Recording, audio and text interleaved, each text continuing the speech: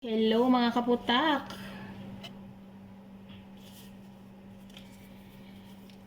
Gagawin natin ngayon ay ipapakita ko sa inyong mag-mix ng tocino chicken.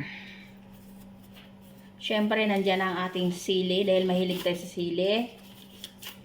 Nandyan ang ating bawang.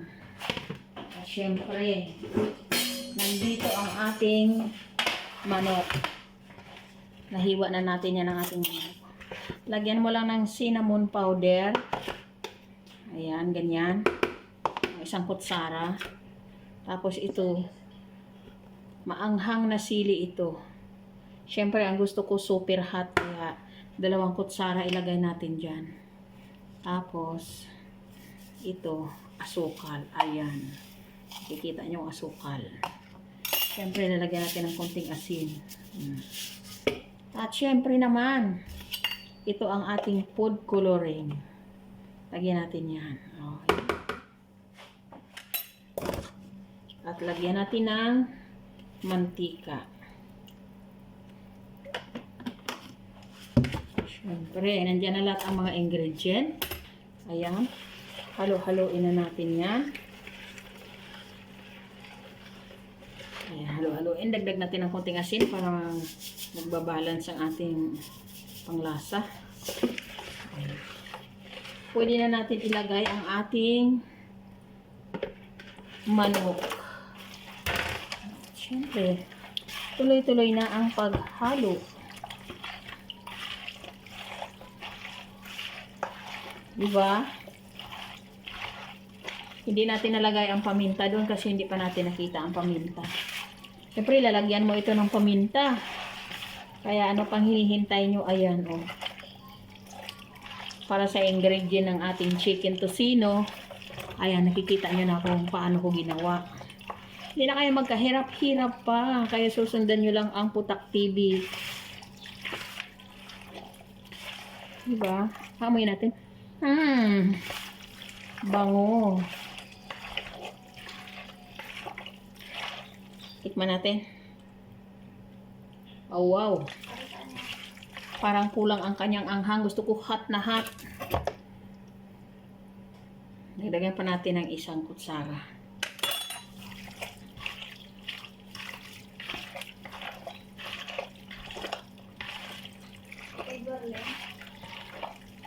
O, ano masasabi niyo mga kaputak?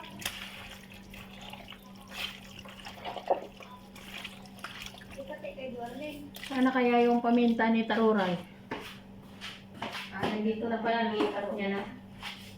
Ito na, nakita ko na. Siyempre, nandyan na ang paminta. Ilalagay na natin. Ayan.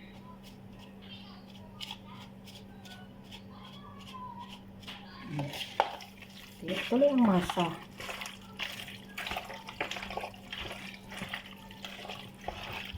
Ayan ang ating chicken tocino.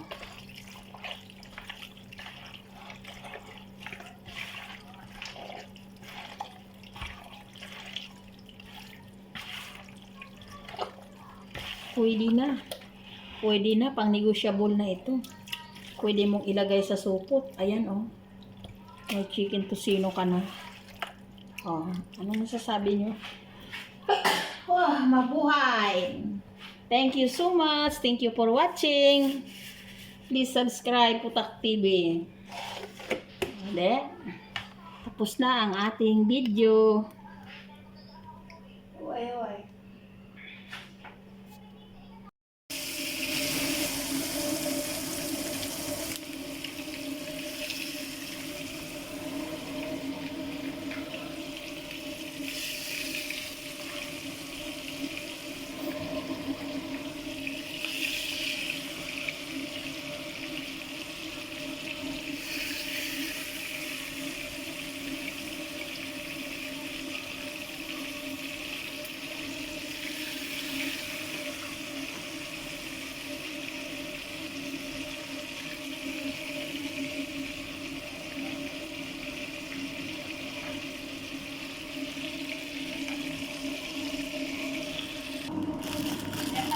Ayan na ang ating binalot na tocino.